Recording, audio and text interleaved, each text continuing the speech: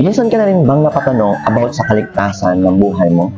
Or napaisip about saan ka kaya tutungo kapag wala ka na sa mundong ito? Ano nga ba ang kaligtasan?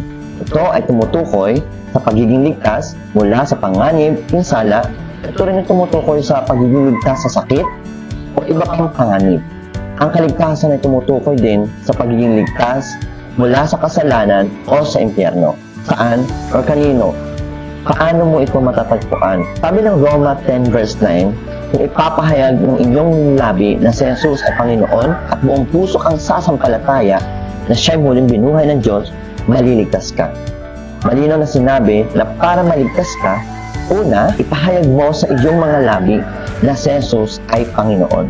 Pangalawa, sumampalataya na siya ay muling binuhay ng Diyos. Bakit si Jesus? Una, malinaw na sinabi ng John 3:16, Jesus is the Son of God na binigay dahil sa malaking pag-ibig sa atin ng Diyos para tayo ay maligtas. Pangalawa, sinabi rin ng John 14:6, siya rin ang daan at walang makakapunta sa Ama kundi sa pamamagitan ni Jesus. Mga kapatid, gusto ko lang naman sabihin sa inyo kung ano man ang pinagdadaanan ninyo na naging dahilan para masabi mong hindi ka naligtas sa katayuan mo ngayon.